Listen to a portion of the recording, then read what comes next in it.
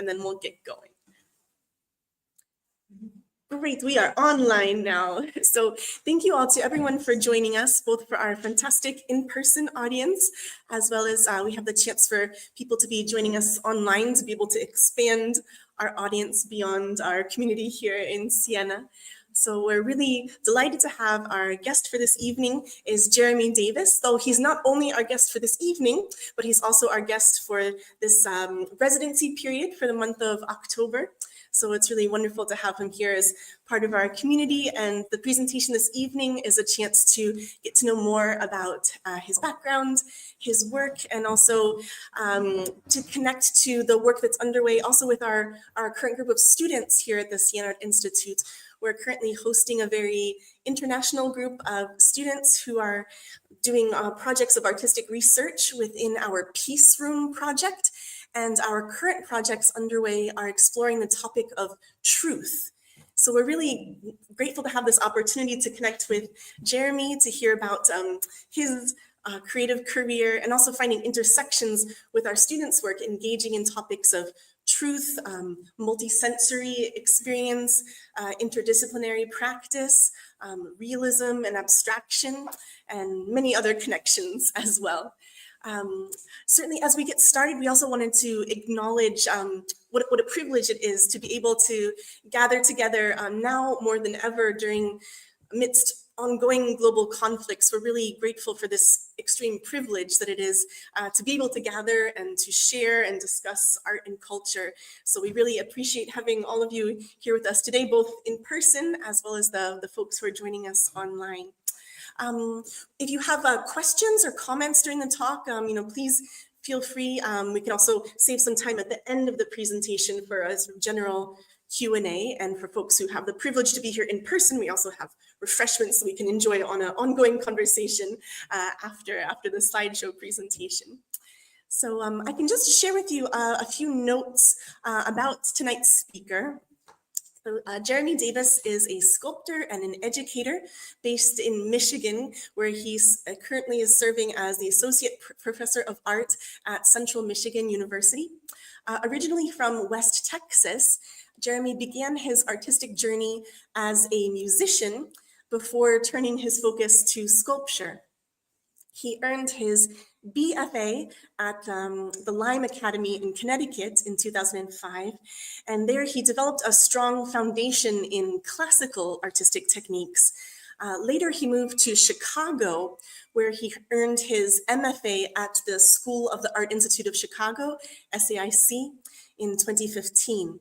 And while in Chicago, he collaborated with prominent contemporary artists and began creating work that explores the intersection of sound and visual art, challenging perceptions of traditional sculpture. In his work, which is shaped by years of experience as a musician, a foundry man, a sculptor, and a collaborator with leading contemporary artists, he isn't fixed into any particular medium. His current practice remains multidisciplinary and experimental, grounded in material exploration and a deep interest in how form, space, and sensory experience can communicate meaning and challenge assumptions. So without further ado, we can turn the microphone over to Jeremy. I'll just mention again, if you have questions, please feel free to let us know during the talk. And for our viewers who are joining us online, feel free to use the comments section to pose any questions during the talk as well. So turning the stage over to you. Everybody, thank you for the wonderful introduction, and thank you for all of you being such wonderful hosts here in Siena. Being here is really a privilege for me. It's actually a dream to be here. So I'm so thankful that everything's kind of coming together and making this really a wonderful time to explore. I'm glad you come to hear me tonight. This is probably going to be the most comprehensive talk of my work I've given in a while. So maybe I apologize if I talk a little bit too long and kind of cover everything that I've done from the beginning, but hopefully it'll all make sense in the end. So without further ado, we'll just get started. As Lisa mentioned, I got my start at the Lyme Academy, which is one of the few schools in the US really dedicated to traditional figurative art. I really love the human figure. For me, my love of art started with a discovery of Michelangelo in my library at school and wanting desperately to be able to do that. So I found the one place that I could find that was 2,000 miles away from my home that would teach me that. And we moved there without any money in our pocket and started going to school. And it was a wonderful time. And while at the Lyme Academy, I was introduced to the truths of the human body, the things that make it what it is to our eyes, proportion, anatomy, movement, gesture, the things that we see in each other and in daily life. These are the things that I really wanted to understand and to make part of my vernacular. But as is the case with a school where you focus on human anatomy and you constantly draw and paint and sculpt from the model, it can become a bit much, right? Especially in a contemporary world where, at least at the time, the human figure was somewhat diminishing in the eyes of contemporary art. It comes and goes. I like to say that, we started with the human figure and we'll end with the human figure in the art. And maybe you could argue that all art is about the human figure, whether it's actually a human or it's for humans. So either way, I think that it's a safe place to be. But I think at the time, I was making a lot of this work, and while I loved it, I didn't understand why I was making this work. After learning the rules, if you will, I didn't know why I was following the rules. And so, after some time and after some reflection and maybe getting tired of these highly realistic forms, I started to consider what it was I was trying to say. And so we had a model come along named Leslie. And Leslie was a brand new model. This was her first time nude in front of a room full of artists, and she was bashful, as you can imagine, a little embarrassed to be there. Leslie was a poet, and one of the things that she did when she was modeling was that she would compose poetry in her mind. But the thing that I remember most about her was just how shy she was. But when she started to recite her poetry, she gained some confidence. And through this process of sculpting her, I wanted to acknowledge her embarrassment and her confidence by covering her head in this cloth. I knew as a child, one of the ways I earned confidence was hiding my head. Maybe I still do whenever something stressful is happening on television. I might kind of hide my face. So this was something I understood. There was some kind of primal understanding in this gesture about covering her head. And this led to a series of works where I started to cover all the models that we had in the school. And for me, I couldn't cover enough of the anatomy. I wanted the human body to be just a small part of this overall form that I was seeing, playing with ideas of hiding and revealing, this idea that, if you're scared as a child and you cover yourself with a blanket, you feel safe. But in what everyone else sees is this. You see your figure perhaps more vulnerable than it ever was because you can no longer see what you're afraid of. So I really like this dichotomy between what you feel and what is real, right? Because they're not always the same thing.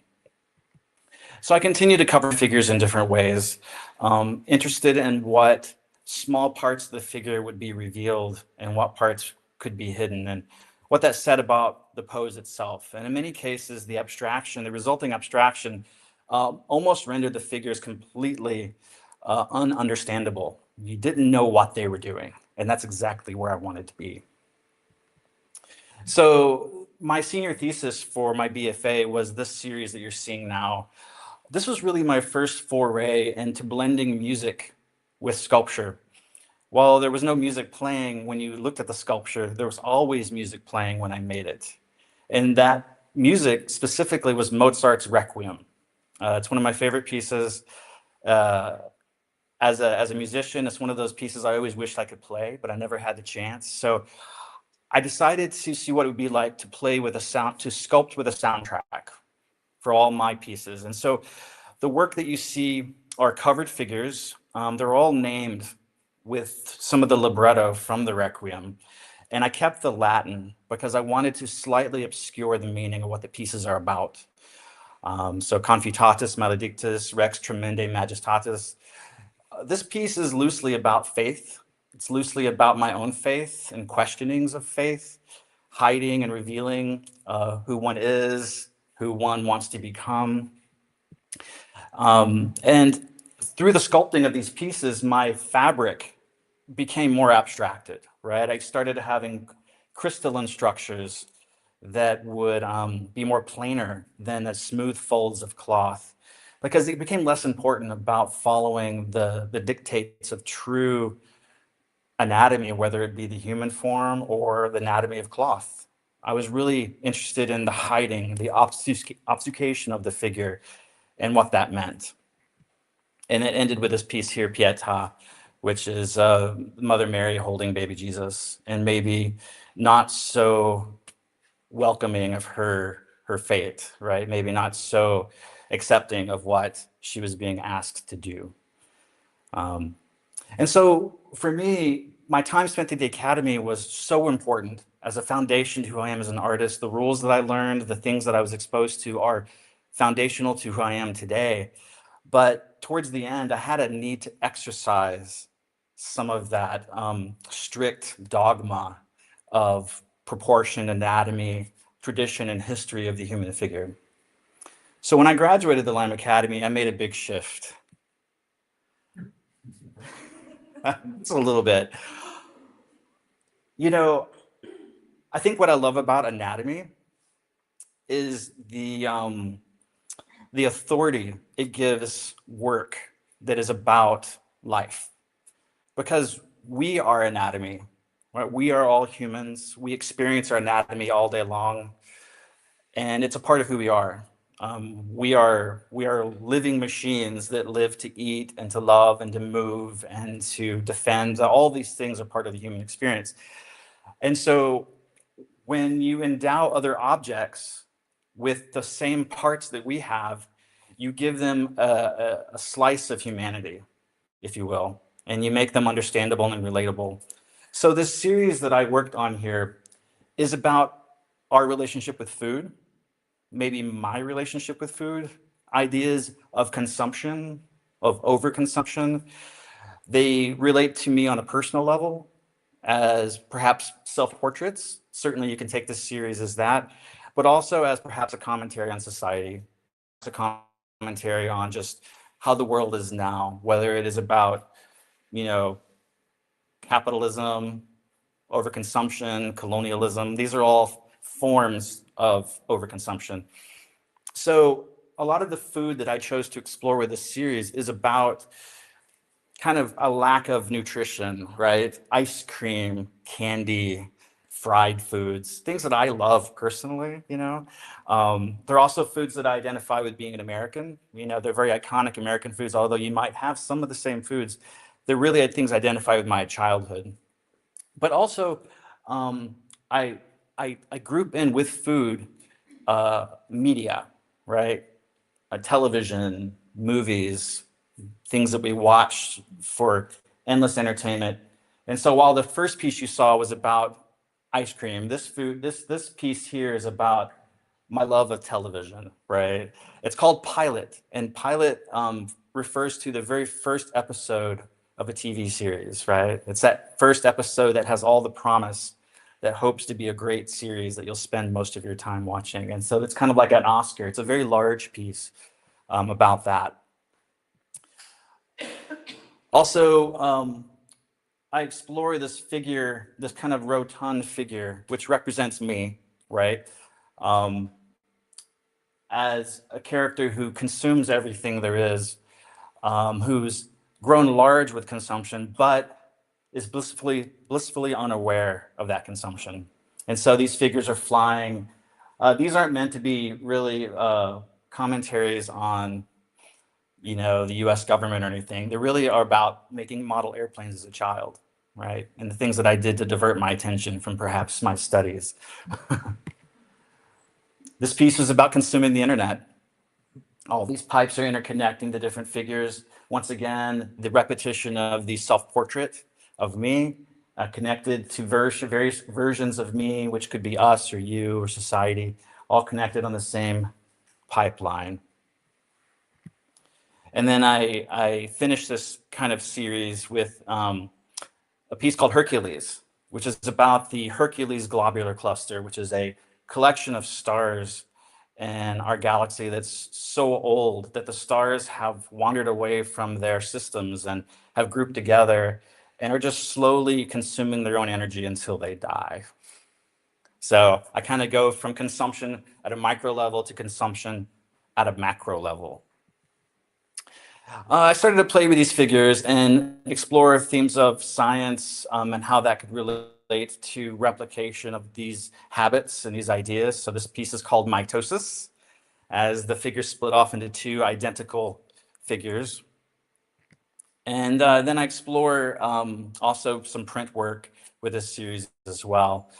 A common theme in my life has been, kind of like an overindulgence in things that I enjoy, right? Maybe we are all guilty of this, but you're only aware of the things that you do. And so, for me, ideas of eating and enjoying life are always counterbalanced with having to pay for that sin, whether that be exercise or withholding something from yourself. And so that's what this series is kind of about, is trying to be happy while also feeling bad, So maybe that's the human experience. I started to focus more on food again, and I wanted to look at this piece here.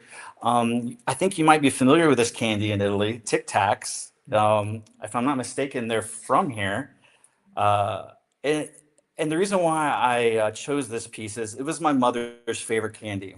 And it's actually a mint, but it's a candy, right? It's sugar. And as a child, it was a candy that was always given to me when we were out on the road. And so it's a candy that I associate with my mother. And when I made this piece, my mother had just passed away. And so I was thinking about her. I was thinking about mortality. I was thinking about my fear of mortality. And what resulted was this rather large piece. Each one of these rectangles is about the size of a gravestone, right? And if you'll look, each candy has a mouth and some eyes, and each candy is, I guess you'd say they're screaming, but there's also one in each stele that is still, and that candy is dead. And so this piece is about a fear of dying, that when death appears in society, a lot of times everyone around that death revolts from it. There's a natural repulsion to death that I think a lot of us feel. And so this is about my own fear of mortality. But, I think I'd be remiss by saying that I'm also exploring themes of humor. This work is meant to be humorous, but only so far as to allow you to approach it without being too serious. And then perhaps you see the deeper meaning once you allow yourself in. What is a famous American writer, Mark Twain, said that, I'll summarize, I don't know the exact quote, but, if you need to tell a truth, you should tell it in a joke because it's easier to accept. And so I think a lot of my work kind of starts with a joke.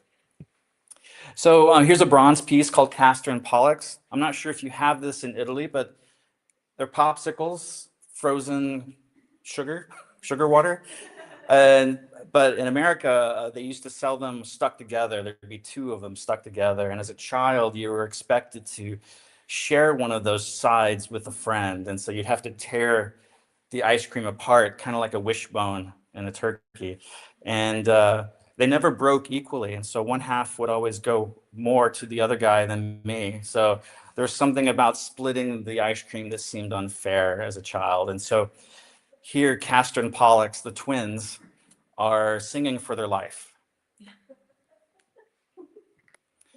And then this piece here is a giant candied apple. Stick a stick in an apple, dip it in some candy, you have a wonderful, nutritious treat. This piece is a large, kind of very large ball-shaped apple, and I don't really have a good view of the back, but its candy is being stretched out behind it like a trail, like a snail. And behind it are all apple-sized apples trailing off into the distance. And so this piece is about kind of a cancerous replication, metastasis. It's kind of like the coming doom, if you will, slowly. It's unavoidable. And then, of course, this piece here, again, I don't know if you have these here. If you don't, I'm very sorry. They're called corn dogs. It's a sausage with a breadcrumb coating, and it's on a stick, and you eat it that way.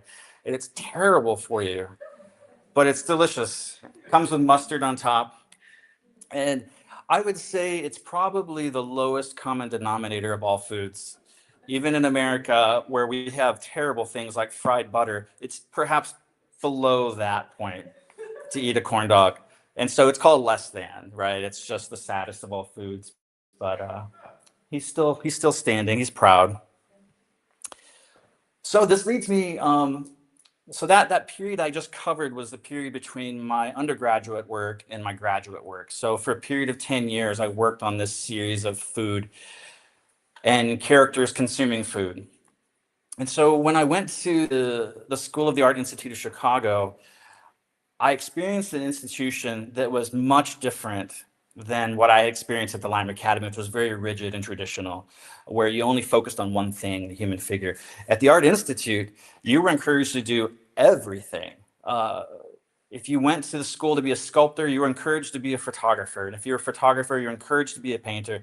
It's just the kind of place it is. And what they were trying to do is get you to break your rules so that you could explore being an artist, right? What does it mean to be an artist, not just a sculptor, not just a painter, not just a visual or an audio artist, to kind of let yourself free.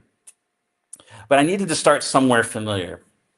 And so I created my first sculpture that involved sound as an active element of the form. And so this is a still image from it, but I'm about to play you a video, one of several videos with sound as we go forward. And I apologize in advance if the noise is initially loud. I'll try to modulate it here. In some cases, it might be kind of quiet, but I will play perhaps a minute of each video just so you can get an idea of what the sound is. But I'd like to encourage you to visit my YouTube page, where I have full versions of these videos, and you can put on headphones and hear the sound as it was meant to be heard. But we'll do our best here. So I'm going to turn on the speaker, and hopefully everything will go well. All right, very good. So I'm going to play a little bit of this.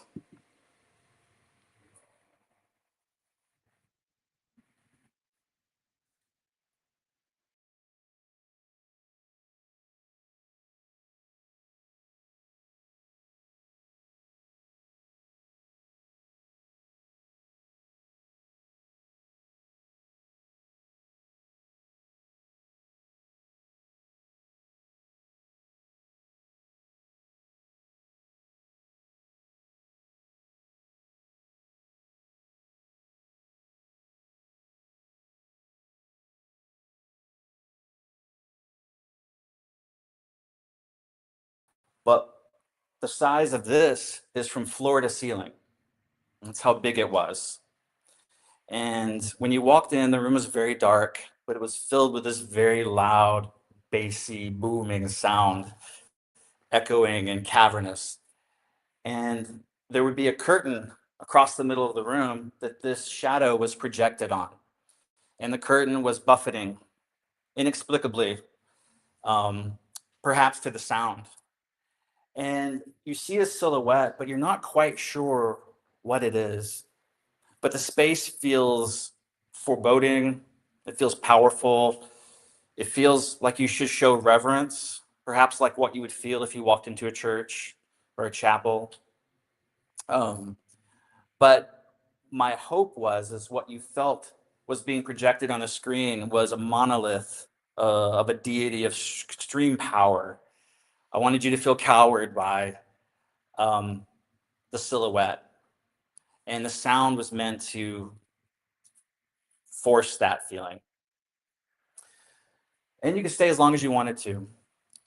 But if you were to peek behind the curtain, if curiosity got the better of you, what you would see is this. No, I've been told that this isn't necessarily an Italian candy, but perhaps you've been exposed to it recently. It's called candy corn. And in America, we have a lot of corn and we have a lot of corn syrup. And so we felt the need to make a candy out of all that. So you have a piece of candy. It's about this big. I believe we have some on the table. Thank you, Lisa. Um, it says, yes, it's a divisive candy, as it turns out. I like to tell this story in America. When I was making this piece, I had a large bowl of candy corn that I kept in my studio for research. And I invited people to come and take it. And I learned that everyone has very strict rules for candy corn in America. Some people will never eat it outside the month of October. September, no. November, no. October, okay. Other people strictly refuse to eat the candy, but then secretly later would come to me and tell me that they ate my candy after I left. And they felt bad and they felt like they needed to confess to me the sin of eating the candy corn. Some people only eat it in layers, the white, the orange, and the yellow. Other people eat it in half, so they have all equal colors in each bite. There's so many rules about the candy, but that's what I loved about it. I was encouraged to make a piece that's similar to the work I did before, kind of throw away terrible American food, but this time with no face. So how I was going to convey the personality of this candy was such an important set of dogma that goes along with it, other than portraying it as a deity, you know, like the Wizard of Oz. And so this piece was really my first foray into putting sound with sculpture, and it was a lot of fun to make. Um, What does the recording say? Thank you.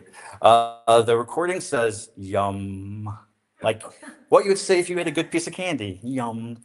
And it is my voice, if you couldn't tell. I went into the stairways of my school and recorded myself saying yum. And I mixed it together and stretched it out and droned with my own voice to create that wonderful song you just heard. So moving on. This piece here is called 10 Days. And this work is about life. It's about time. It's also about feeding my cat. You might have heard this saying before that by the end of your life, you will have spent 18 days sitting at stoplights. Or you might have spent 2 weeks tying your shoes. But if you take one activity of your life and you add up all the seconds that you spend doing that activity and compare it to the life you've lived, it will add up to a very large amount of time. So I was really interested in this idea of quantifying life into a mundane daily activity. In this case, it was feeding my cat.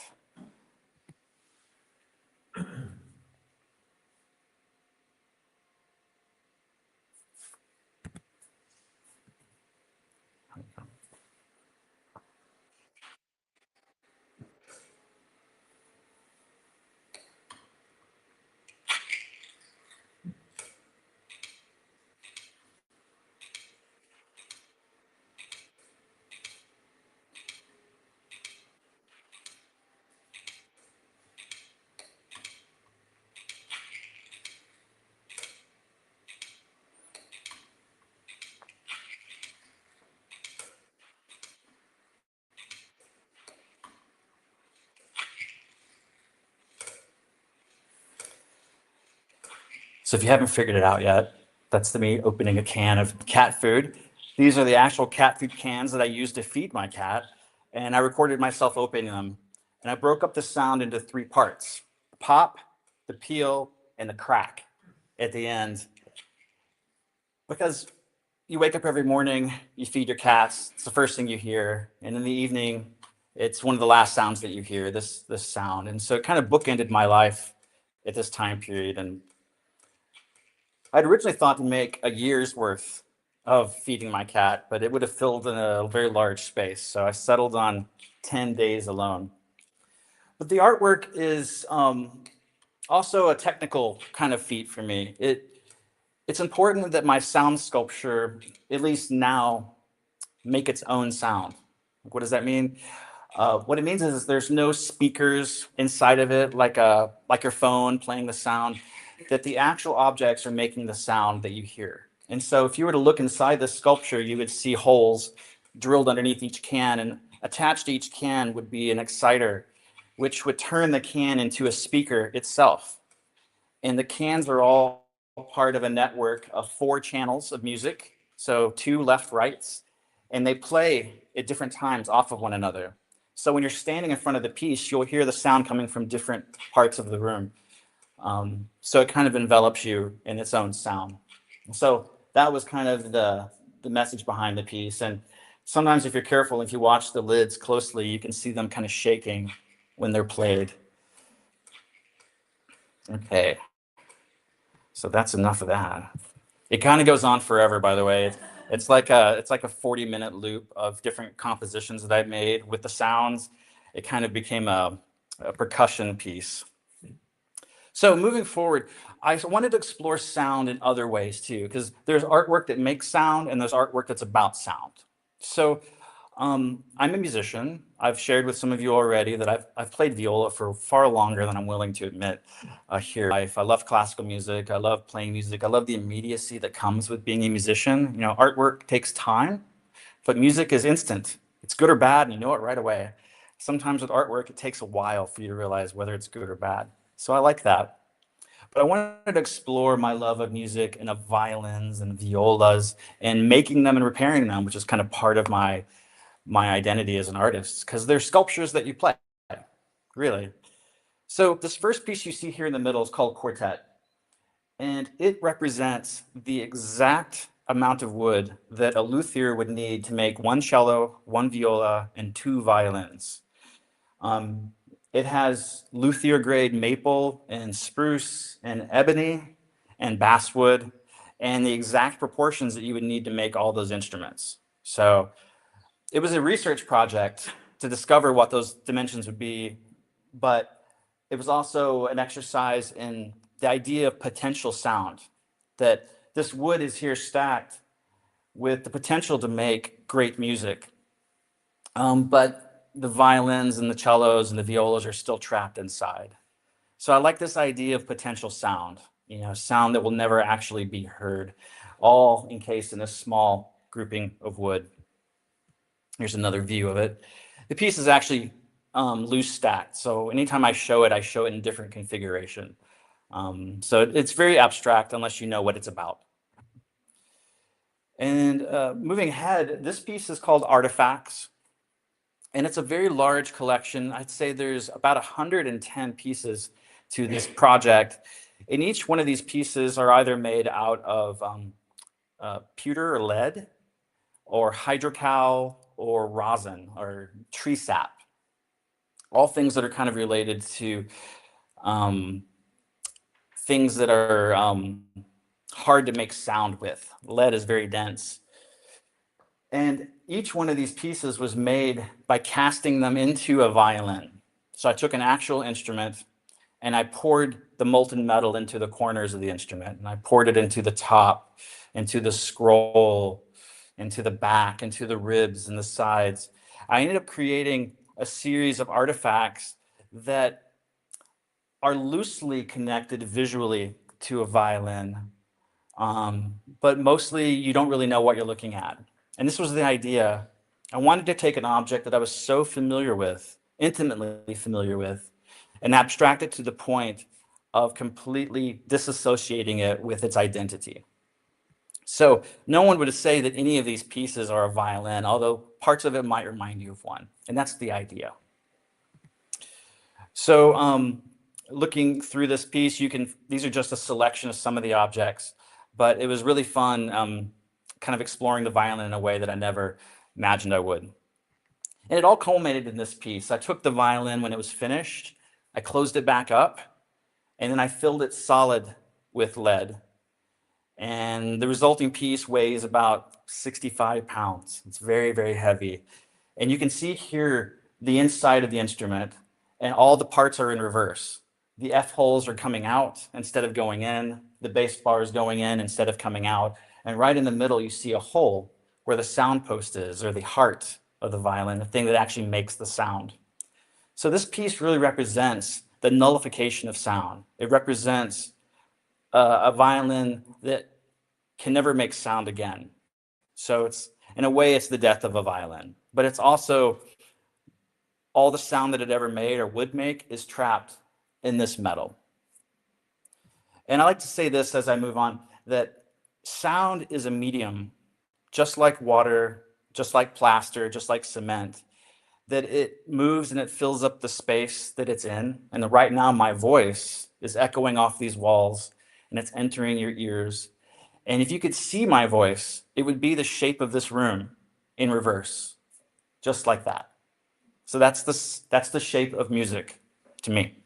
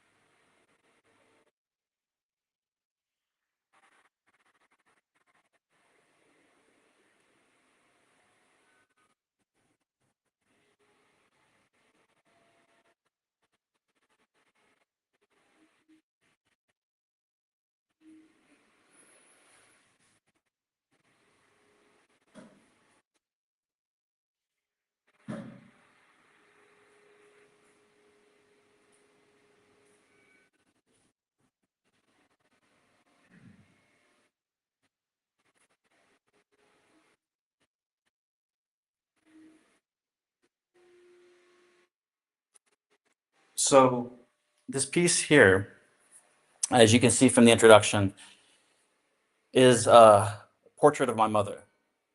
In 2011, she did take her life. And as the video says, she left me a recording with some final words. And I'm sure you can imagine how difficult that sort of thing is. And, you know, when I listened to the recording with my brother after it happened, it was very, very difficult. And it was hard to even remember what she said. There was just too much happening. It was very emotional. And it took probably 5 or 6 years before I could listen to that recording again.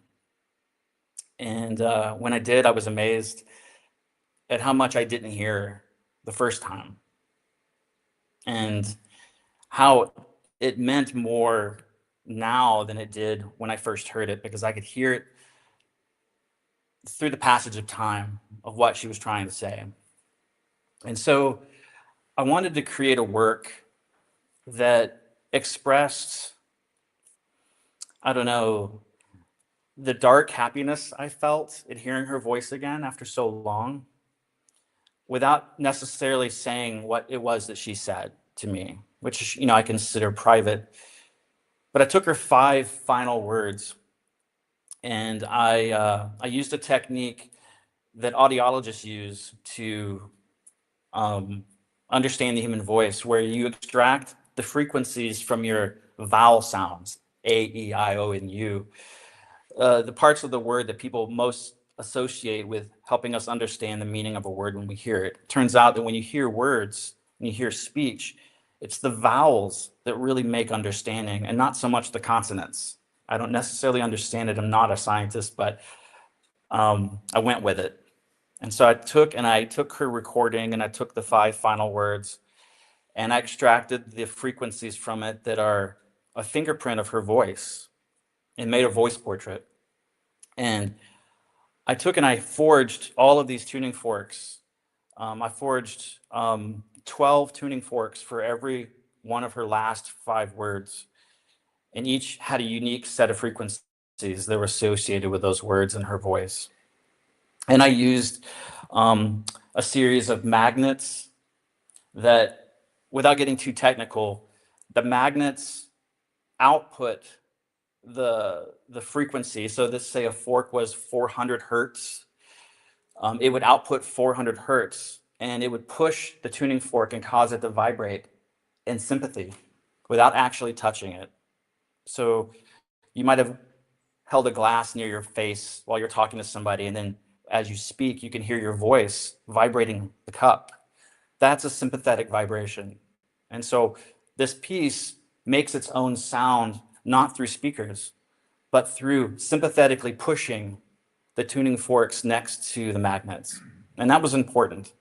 And the cabinet that you see is made to amplify those sounds, because tuning forks are very quiet. When you hit them, you can't really hear them unless you put them near your ear.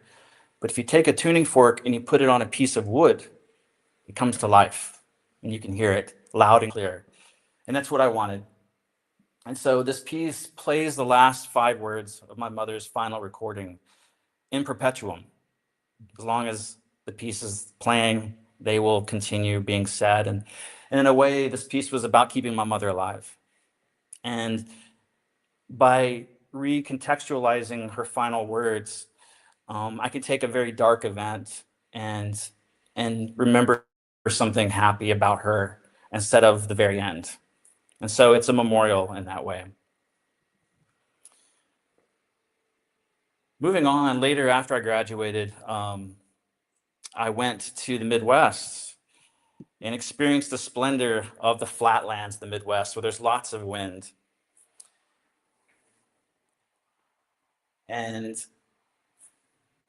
the cornfields are filled with windmills, and they're huge. I'm sure you've seen them.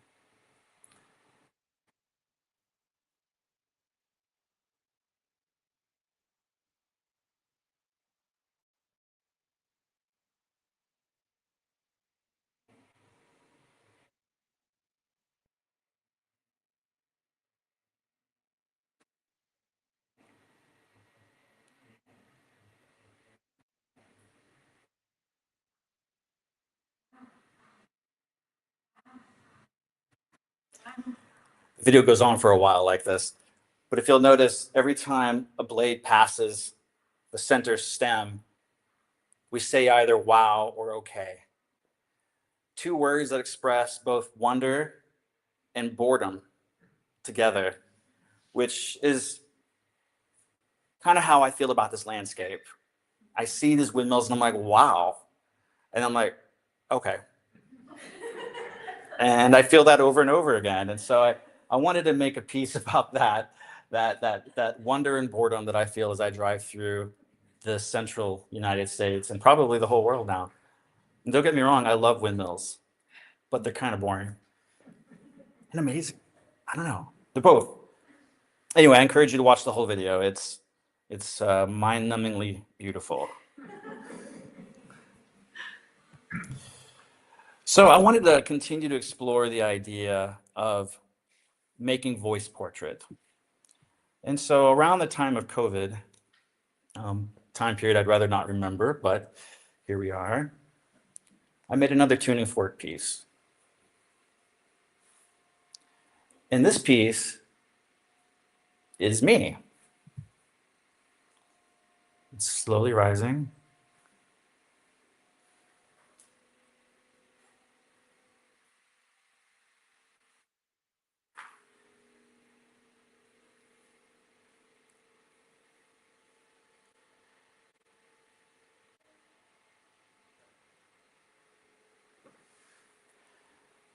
So this piece has 6 tuning forks, and I chose 6 frequencies from my own voice and made a piece that's basically the same size as my bust here to create kind of an homage to the traditional bust portrait that you might find in marble. But this is made with sound. And the frequencies are made the same way as the previous piece that you saw, where the magnets are pushing the forks. But this time, instead of the sounds happening in a rhythmical word by word by word format, they're randomized. And it's programmed to play differently. The longer it plays, the more random they become. So you never really hear the same thing twice when you hear the piece. And it's called disambiguation. And it's really about that. It's about taking my identity and my voice and my meaning and completely tearing it apart until it's just pure sound that represents me with no other meaning behind it, which was kind of like how I was feeling, I think, at the time. And so it is meant to be played for as long as you'll play it, and you'll hear it differently, really forever, if you were to play it that long. Again, I encourage you to listen to this with headphones. This is a very quiet piece. I wanted to make something that's a little bit more domestic that somebody might actually like to sit in a room with for a certain amount of time, unlike the cat food piece, which drive you slowly mad.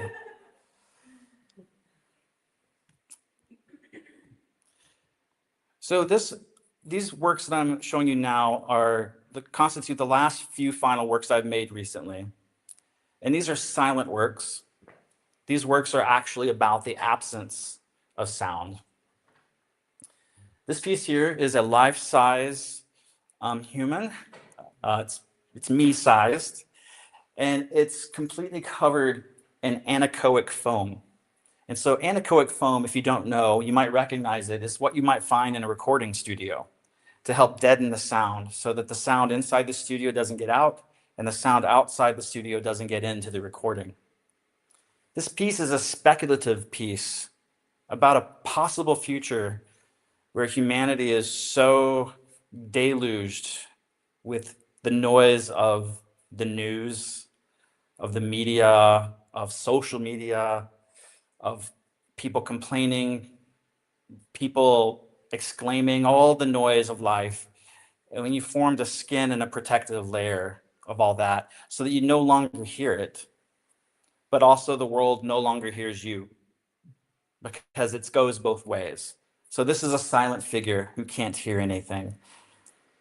And it really is a commentary about the noise of life right now. I'm sure perhaps like me, maybe sometimes it becomes too much, the noise of what's happening in the world, and you just want to shut it out because it's too much. You don't know where to look, you don't know who to listen to, and you don't know when it will end. So anechoa is the result of all of that. A piece I made at the same time is called The Crying Place. And it's a trio of sculptures, a triptych, if you will, made with the same foam that anechoa had, but I also used a wood called ipe. And ipe is a South American wood that's known as the 11th hardest wood in the world. And it's incredibly dense. It can also be known as ironwood. It's known for breaking saw blades and never rotting if it's in the ground. It's pretty amazing wood, very hard to work with. But I chose that material, these materials, because I wanted to make a piece that was about sheltering yourself from those around you so that you can have emotion safely. So it's called The Crying Place because personally, when I was raised as a child, I was told that it's not proper for a boy to cry. It's, your father would say, to stop crying. And because somehow that showed a weakness of character. And so it's something that even as an adult, it's hard to get away from. The things that you learn as a child, even though intellectually I know it's okay to cry, my body still revolts from it when I have a strong emotion. And so I imagined, sorry, I went backwards. I imagined a sculpture that I could put on my head, like a helmet, the square piece in the back, a stool that I could sit on, and a mirror I could look into, so that I could cry safely without anybody hearing my sound and without me hearing them talking about me crying. Much like the very first pieces I showed you in the beginning of the talk, where I cover my models with a blanket, I'm hiding from what I'm afraid of. And I feel safe inside of the crying place, but everybody who sees me in it knows what I'm doing. And so in that way, I am revealing a truth about myself that I wanted to hide, and thinking that no one can see it, but in fact, I'm magnifying what it is that I'm trying to hide to the rest of the world. And so This piece is not really meant to be participatory, but it would be okay if somebody were to sit down on the stool and put the helmet on and have a good long cry. It'd be fine. So moving forward with my work, I'm exploring ideas of communication, right? Really everything is kind of about communication and transmission from a time in the past to a time in the future, whether it's hearing my mother's voice again and recontextualizing it to play forever, or to experience 10 days of feeding my cat. It's about transmission, it's about time travel, it's about all those things where I collapse time from an old beginning point to the current new point. And so I'm working on a new work right now here in Siena that started the idea of looking at Roman funerary inscriptions. You know, everybody writes on their gravestones, but the Romans did it in a certain way that I really appreciate. And this particular gravestone I'm showing you now talks about how Quintia Sabina made this gravestone with her own money. I think that's wonderful. The very last thing that she wanted the world to know is that she had enough money to buy her own gravestone. You know, it could mean a lot of things, but it meant a lot to her. And there were others. I'll read a few here. Stranger, this silent stone asks you to stop while it reveals to you what he whose shade it covers entrusted it to show. Here are laid the bones of Aulus Granius, the auctioneer, an honorable man of high trustworthiness. No more. This he wanted you to know. Farewell. These simple salutations from thousands of years ago of an entire person's life summed up in who they were, or the thing that they did, or the thing that they were most proud of. Some of these things are simple. They were a baker. They wanted you to know that. They were good in conversation. They kept a good house. They made wool. These are the things that people wanted you to know about their entire life. And so what I'd like to ask all of you to consider is to tell me what it is that you want to be remembered about your life. A simple question, a few words or sentences, anonymously if you wish. And all you got to do is take a picture of this QR code and go to a Google form and fill it out. So this link will be available, I believe, online if you want to do it later, but you're welcome to do it now. If you want to leave me your email address, I would be interested in perhaps having people record a story or their words, and perhaps that audio could be used in a future sculpture on the subject. This is very much about collecting material and trying to figure out how to represent this idea of connecting through time, a truth that you want to know, that you want people to know in the future about yourself now. And that word truth is ambiguous because we'll never know. I'll never know if she actually made good wool, but she told me she did, so I must trust it.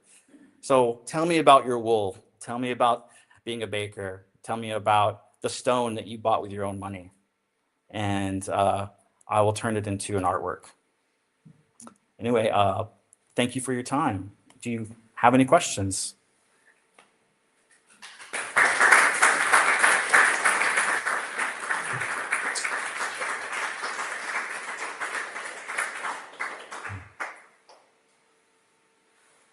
Question, but I don't know. Oh, there's a question in the back. Yes. Yes, go ahead. Fantastic presentation, by the way. And tons of praise to you, also tons of questions, but I'll limit myself to one. The pieces using tuning forks. Yes. Never restored in this configuration. I know you can go to a music store and buy a tuning fork.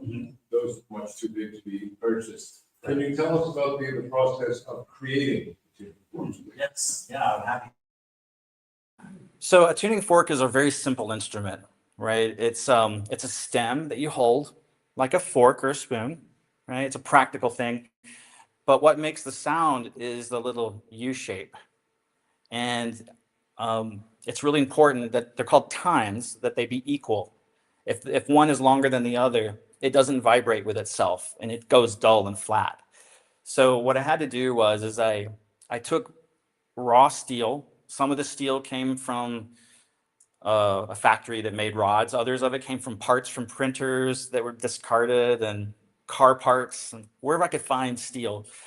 And I would heat it up in a forge, approximately in the middle, till the metal got red hot right in the middle of the bar. And then I would bend it around another rod so that it would bend easily. And then once the tuning fork cooled, I would then weld it to its stem. So it would actually make the fork. And some of the forks are quite large and some are very small. They are all different sizes. But the longer the tines, the longer the stem, the deeper the note.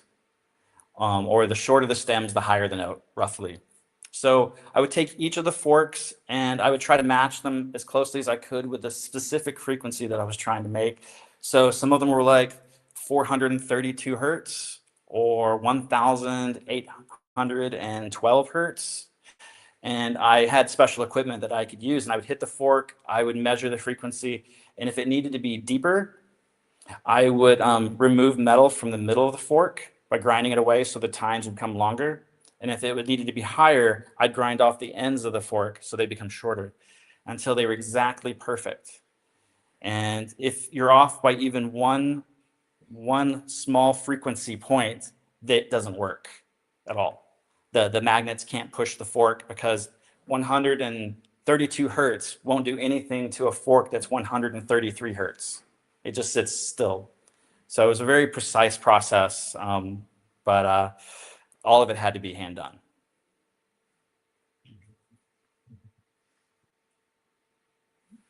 We have some nice comments with some of our online viewers, but not any specific questions. Okay. A question I had was the silent figure. I'm just curious about the pose that you chose, if that was a reference to classical sculpture or another motivation to the pose. Well, here's my secret I didn't mention during the show, is that's actually a department store mannequin. I didn't pose it at all. It's a mannequin from, I believe, the 60s. And I chose it because it exuded a pose that exuded confidence, almost a defensive pose though. Her arm is up, her other arm is down. And it kind of went along with my idea of protecting oneself from sound. And I wanted to use a mannequin instead of sculpting a figure of myself because it already exists. I didn't feel like I needed to make something new. I felt like I needed to cover something that already was created. Because that's kind of how I see that process of evolution, right? We're already here, we're just going to change. So that's what that piece was about, change. Yes. Thank you for your presentation. It was very inspiring. Oh, thank you. And I have a question because we could see your evolution. Do you have actually a strategy to know what you are going to do next, or analyzing where you are coming from? Or is maybe just instinctively, the thought of what you are going to do next? It's a great question. If I have a strategy for what artworks I choose next and the path I'm going to go, I wish that I did. I wished I knew exactly where I wanted to go. But I've learned to follow my interests, the things that I get obsessed about, the things that I can't stop thinking about. The tuning fork piece came about after thinking about tuning forks for 10 years, and I realized I wasn't going to stop thinking about them until I made something out of them. So in many ways, making an artwork is the resolution of an obsession, something that I can't stop thinking about, and I have to make an artwork to satisfy that need. And so sometimes I circle around the same ideas. I think maybe you saw that mortality plays a big part in my work. Even from the beginning, I was thinking about what does it mean to be alive and to lose that life eventually, and coming to grips with being mortal, I think. Sometimes it comes out as food and food being consumed. Sometimes it comes out as sound. I'll probably continue to circle around these same ideas of mortality. As you can see with my current work about Roman funerary sculpture, I'm still firmly entrenched in thinking about mortality. But I would say I'm more hopeful now than I was when I started this process 15 years ago. I see death as a chance to communicate to the future rather than end for something now. So I'm still very interested in sound. I think I'll continue to explore what it means to be a sound sculptor, because I think it's a term that's hard to identify. You know, being a painter, being a stone carver, being a printmaker, people understand what you mean. But when you say you're a sound artist, people don't really know what you're saying. So I'm trying to define that for myself still. Yes. Some of your pieces are installed outside, but would you use natural sounds to? Natural sounds? Well, so most of my work is actually indoor. Most of it can't be put outdoors because it'll fall apart or the electronics will fail or something. And so far, none of it is made with natural sounds. But it is something I'm interested in. And I've actually been doing a lot of field recordings here. And I identify a natural sound very loosely.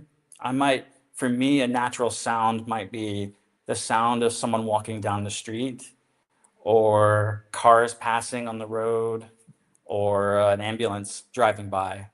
You know, these are the natural sounds of our modern world. And so I've been doing a lot of recording here in Siena, because you have a lot of sounds and the walls are close and it reverberates and it travels long distances. And I find that really interesting. And so perhaps in the near future, I'll make a work with natural sounds by that definition.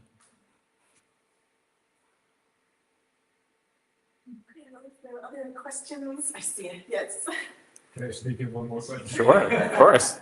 About the piece, I'm Not Your Friend. In reference to the Wizard of Oz. In the Wizard of Oz, it took Toto the dog to look behind the curtain. Yes. And you said that curious viewers can look. How does that really work in installation? How many people give themselves permission to look behind the curtain? And are there any prompts to encourage them to do so? It's a great question. So the question is how many people actually looked behind the curtain like Toto did in The Wizard of Oz? I would say half the people that came to see my sculpture installation had the courage to look behind the curtain. And it was always followed with a laugh. People would come into the room somber and serious. And if they looked behind the curtain, they would laugh and walk away with a smile. But those who didn't look walked away with a frown. So the courage was rewarded, I think, if they looked. But I didn't have a sign. I didn't encourage them to look. It was important for me to let them do what they wanted to. So yeah, half. Yes. When you set up the exhibitions, do you explain these stories in a way, or because here we can have your explanation about all this work? Right. So the question is do I explain what the pieces are about in the exhibitions? I would say that there's often a write-up that might be on the wall that might explain what it's about. And in the case of Deborah Restored, so the piece about my mother, I did not. People didn't know what it was about. They didn't, unless I told them. It was a piece that I remember when I showed it the first time, people were amazed by it. They were happy. They were putting their heads inside of it. They were touching it with their hands. They didn't know how it worked, so they thought maybe their presence was causing it to make sound. And I remember thinking that when I made the piece, there was a mixture of sadness and happiness, because I knew all about it. It was all about my feelings and all about my memories. And so it was a bittersweet artwork. But when everybody looked at it without knowing the story, they felt joy. And so it reminded me of Felix Gonzalez Torres's piece about his partner, the pile of candy, where it's not made explicit about what the piece is about. And you're encouraged to take a piece of candy and eat it if you wanted to, and it's sweet, and the candy's colorful, and it's beautiful, and it's happy, and people see the piece and they're overjoyed by it. And then maybe, like myself, they go home later that day and wonder what the piece is about. And they go online and read that, in fact, that work is about his partner dying from AIDS, and that the candy represented the weight of his partner's body at the beginning of the process. And then by each person taking the candy, they were somehow contributing to the death of his partner and becoming complicit with it. And I just remember when I first saw that piece, I experienced joy when I saw it, and I experienced sadness later. And I thought how wonderful that I got to see it and experience it both ways. So I wanted Dead Ritter's story to be like that. I wanted people to see it and have joy at the sound, and perhaps later find out, if they wanted to, what it was all about.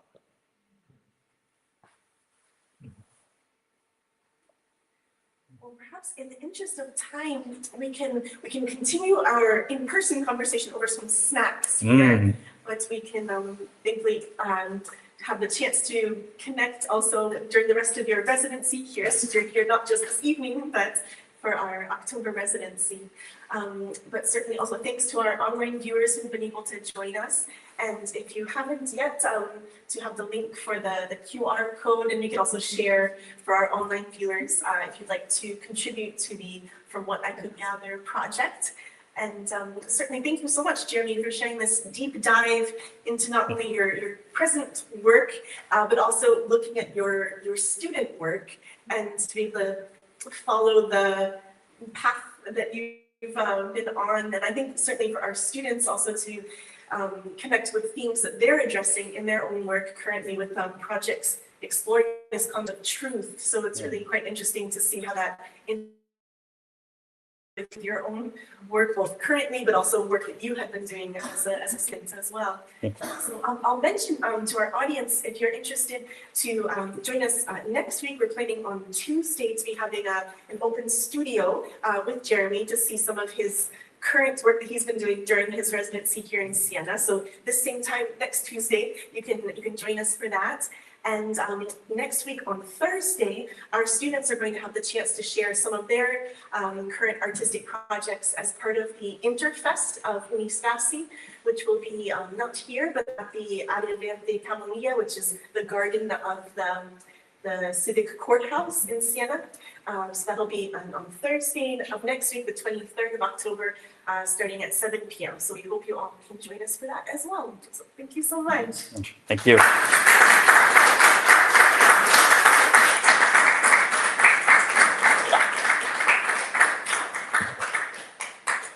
Thank you.